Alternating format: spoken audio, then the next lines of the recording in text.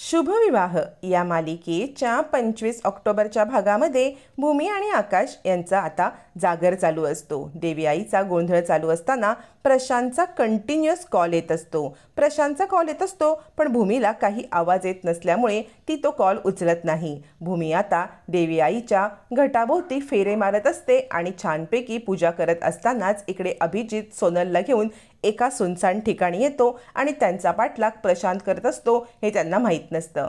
अभिजित सोनलचा हात धरतो आणि तिला फरफटत आत नेत असतो। सोनल म्हणते, अभिजित अभिजित काय करताय तुम्ही? कुठे चाललात तुम्ही मला घेऊन? अभिजित म्हणतो, चल तुला सांगतो सगळं। असं म्हणत सोनलचा हात धरून फरफटत तिला एका सुनसान ठिकाणी घेऊन जात असताना प्रशांत रिक्षा घेऊन येतो आणि तो पाहतो की एका खंडर खोलीमध्ये अभिजित सोनलला घेऊन गेलेत। मग प्रशांत छोट्याशा खिडकीमधून लपून छपून सगळं पाहत असतो।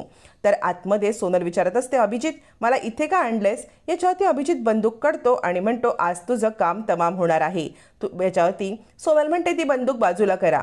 आता मात्र अभिजित म्हणतो, बंदूक नाही, तुलाच बाजूला करण्याची वेळ आलेली आहे। आईने सांगितलंय तुला वैकुंठाला पाठवायला, कारण जर तू भूमी किंवा पोलिसांच्या हाती लागलीस तर मात्र आमचं सगळं भांडं फोडशील आणि म्हणूनच तुला आता या जगात जगण्याचा अधिकार नाही। असं म्हणत तो आता बंदूक सोनलच्या दिशेने लावून धरतो। सोनल घाबरते, अभिजित सोडा, अभिजित काय करताय? असं म्हणत ती आता अभिजितला बाजूला करण्याचा प्रयत्न करते। तर अभिजित म्हणतो, तू आमच्यासाठी आता धोकादायक आहेस, आता तुला मरायलाच पाहिजे। तोपर्यंत इकडे आता प्रशांतने रेकॉर्डिंग चालू केलेलं असतं आणि अभिजित सोनलला मारतोय हे रेकॉर्डिंग झालेलं सुद्धा असतं। अभिजितला कसला तरी आवाज येतो म्हणून अभिजित पाहतो तर काय, इकडे आता कोणीतरी आपलं व्हिडिओ करते हे त्याला समजतं आणि कसली तरी चाहूल लागते। मग अभिजित ते सगळं तसंच ठेवतो आणि आवाजाच्या दिशेने पाहायला जातो। तोपर्यंत सोनल पळण्याचा प्रयत्न करते पण अभिजित तिला पण पकडतो, कारण कोण इथे आहे ते अभिजितला कळालेलंच नसतं। मग अभिजित सोनलकडे येतो आणि म्हणतो, पळून जातेस, थांब तुला बघतो। आता मात्र सोनल पुन्हा एकदा अभिजितच्या कचाट्यात सापडलेली असते। इकडे तोपर्यंत गोंधळाचे विधी छानपैकी सगळे चालू असतात, सगळेजण एन्जॉय करत असतात। आता भूमी थोडीशी फ्री होते आणि ती बाहेर पडते। तोपर्यंत प्रशांतीला कॉल करत असतो आणि नेमका भूमी तो कॉल पाहते आणि उचलते। प्रशांत म्हणतो, थँक गॉड ताई तू फोन उचललास, अगं तू ज्या गोष्टीचा मागोवा घ्यायला सांगितलास ना मी तिकडेच आहे। याच्यावरती भूमी म्हणते, सोनल सापडली का? प्रशांत म्हणतो, सोनल एकटीच नाही तर तिच्यासोबत अभिजित जिजू पण सापडलेत।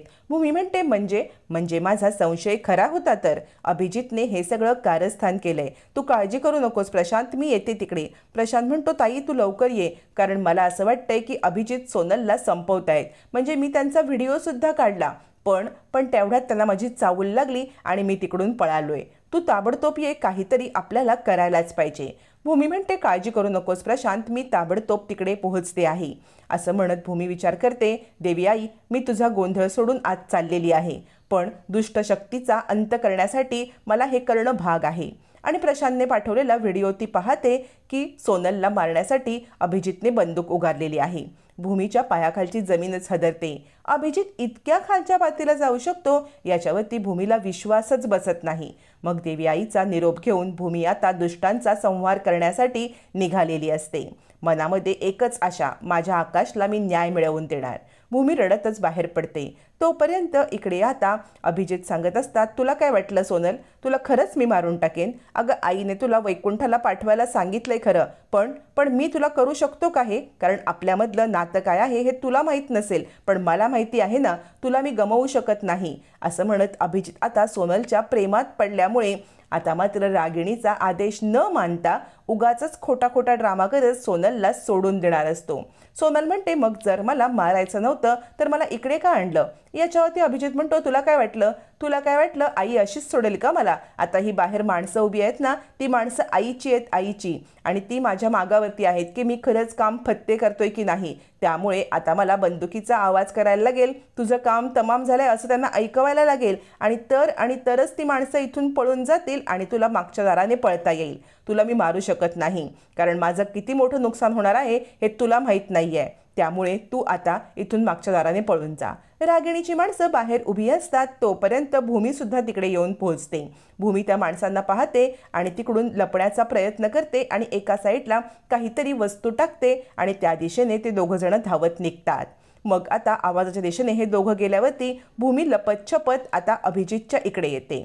तोपर्यंत अभिजितने सोनलला सांगितलेलं असतं, तू मागच्या दाराने पळून जा, आईला काय सांगायचं ते मी सांगतो असं म्हणत सोनलच्या प्रेमात पडलेला अभिजित आता रागिणीने सांगितल्याच्या विरुद्ध कार्य करायला निघालेला असतो. सोनल म्हणते, मी आत्ता जाते पण मी परत येईन भूमीचा बदला घ्यायला असं म्हणत आता मात्र इकडे सोनल मागच्या दाराने पळून जाते. अभिजित गोळीचा आवाज करतात. भूमी हा आवाज ऐकते आणि विचार करते काय केलं असेल अभिजितनी, आणि ती दार उघडून आत येते. सोनल सोनल अभिजित असं म्हणत ती इकडे तिकडे पाहते. अभिजितला कळतं की हिला सगळी माहिती कळालेली आहे. आता ही जिवंत राहणं आपल्यासाठी धोकादायक आहे. मग ताबडतोब अभिजित बंदूक काढतो आणि आता भूमीवरती रोखतो आणि म्हणतो, भूमी तू इथे? भूमी म्हणते, तुझे सगळे काळे धंदे मला कळलेले आहेत. आकाशला फसवण्यासाठी तू सोनलला हायर केलंस ना? याच्यावरती अभिजित म्हणतो, हो केलं. काय करायचंय तुला? याच्यावरती भूमी म्हणते, तुला सोडणार नाही मी. अभिजित म्हणतो, तू मला सोडणार नाहीस?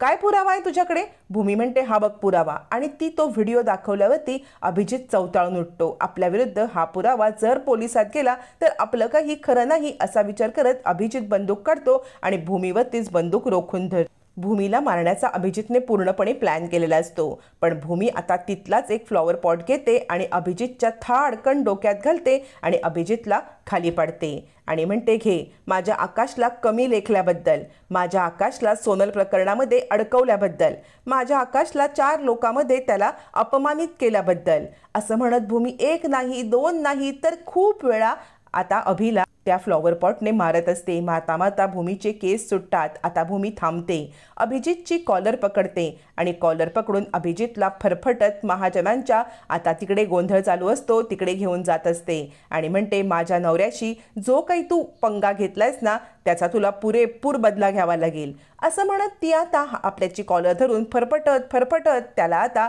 गोंधळाच्या इकडे घेऊन येते. इकडे घरामध्ये कुणालाच माहीत नसतं की भूमी कुठे गेले, काय प्रकार चाललाय आणि सगळेजण मस्तपैकी आता गोंधळ एन्जॉय करत असताना भूमी अभिजितला अर्धमेल्या अवस्थेमध्ये घेऊन येत असते. कुणालाही त्याची कल्पना नसते. घरामध्ये सगळेजण ड्युटीचा खेळ खेळत असतात. अखेर भूमीची एंट्री होते. गोंधळाच्या इकडे राक्षसाचा संहार करण्यासाठी भूमीने आणलेलं असतं. आता रणरागिणीचं रूप घेत भूमीने एंट्री केलेली असते. अजूनही कुणाचंही लक्ष भूमीकडे नसतं. रागिणी तर आपल्याच आनंदा बसते कारण तिला कळलेलं असतं की गोळीचा आवाज झालाय, सोनल गेलेली आहे. पण अचानक अभिजितला खाली पडलेला बघून सगळ्यांना धक्का बसतो. अभिजितची ही अवस्था कोणी केली आणि का केली हा विचार करत असतानाच भूमी तिकडे येऊन उभी राहिलेली असते आणि भूमी सांगत असते, बोल तुझ्या पापाचा पाढा वाच, जे काही केलंस ते सगळ्यांच्या समोर कबूल कर सगळ्यांच्या समोर. रागिणी हदरते. आपण बघतोय ते सत्य की स्वप्न हे रागिणीला कळतच नाही. आणि त्याच वेळामध्ये भूमीने पोलिसांना पण कॉल केलेला असतो. पोलिसांना कॉल करून तो व्हिडिओ सुद्धा पाठवलेला असतो आणि त्यामुळे पोलीस पण त्या दिशेने यायला निघालेले असतात. तोपर्यंत आजी सुद्धा घाबरते. भूमी म्हणते, बोल तुझ्या पापाचा पाढा वाच अभिजित, काय केलंस माझ्या आकाशला ते सगळ्यांना सांग असं म्हणत इकडे आता भूमीने सगळ्यांना पुरावा दिलेला असतो. सगळ्यांच्या समोर अभिजितचा पर्दाफाश केलेला असतो. रागिणीला काय करावं, अभिजितला जाऊन गोंजरावं की आता त्याच्यावरती रागवावं, नक्की ह्याच्या विरुद्ध काय पुरावा सापडलाय हे मात्र काही कळत नसतं. मानसी सुद्धा हदरते. इकडे भूमी म्हणते, तुझ्या पापाची तू कबुली दे असं म्हणत चिडलेली भूमी आता मात्र खूप रागवलेली असते. इकडे आता पौर्णिमा हदरते. आपल्यासमोर काय दृश्य आहे हे, आपण काय बघतोय? आत्ता सकाळी हिने माफी मागितली आणि आत्ता ह्याला इथे मारलेलं आहे. पौर्णिमाला काहीच कळत नाही. भूमी मात्र रागारागात सगळ्यांच्या समोर अभिजितला पाप कबूल करायला सांगत असते आणि तेवढ्यात आता इकडे रागिणी अभिजितला उभं करून, काय झालं बोल असं सांगत असतानाच पोलिसांची धमाकेदार एंट्री होते आणि म्हणतात, अभिजित पटवर्धन तुम्हाला अरेस्ट करायला आम्ही आलोय. रागिणीला तर काही कळतच नाही. घरातला मॅटर घरातच सॉल्व करू, 2 अभिजितच्या थोबाडीत देऊ आणि सगळं संपवून टाकू घराबाहेर काढून. पण भूमीने पुढची स्टेप घेतले हे कुणालाच माहीत नसतं. पोलिसांच्या एंट्रीमुळे रागिणी हदरते. आता ही घरातली केस घरात राहिली नाही तर पोलीस स्टेशनपर्यंत पोहोचली म्हटल्यावरती आपल्याला काही करताच येणार नाही हे रागिणीला समजलेलं असतं. पोलीस म्हणतात, तुमच्या विरुद्ध आमच्याकडे पुरावा आहे, चला आता इकडे पौर्णिमा रडकुंडीला येते। त्यावरती भूमी सांगते, अभिजित, ज्या वेळेला लग्न झालं ना, गुरुजींनी आकाशचा हात माझ्या हातात दिला ना, तो सोडण्यासाठी नाही, आणि तो हात माझ्या हातामध्ये कायमचा आहे। हा हात तुम्हीच काय, इतर कुणीही आलं ना तरी आकाशचा हात माझ्या हातातून कधीच काढून घेऊ शकत नाही। अभिजित, तुमचा खेळ संपलाय। आकाशला त्रास देण्यासाठी तुम्ही जे काही वागलात ना, त्यामुळे तुम्हाला आता मी सोडणार नाही। आता पोलिसांच्या ताब्यात दिलंय, पण तुम्हाला जास्तीत जास्त शिक्षा होईल याची मी काळजी घेईन। अभिजित, तुमचा खेळ संपलाय, असं म्हणत भूमीने पुराव्यासकट घरच्यांना, पोलिसांना अभिजितची कारस्थानं दाखवत अभिजितची रवानगी पोलीस स्टेशनला केलेली असते। आता मात्र खऱ्या अर्थाने आकाशला न्याय मिळालेला असतो, पण अजूनही हा न्याय अर्धवट असतो, कारण सूत्रधार असणाऱ्या एकाला शिक्षा झालेली असते, एक अजून बाकी असतो। आता भूमी रागिणीपर्यंत कशी पोहोचणार आणि आकाशला पूर्ण न्याय कशी मिळवून देणार, हे पाहणं फारच रंजक ठरणार आहे।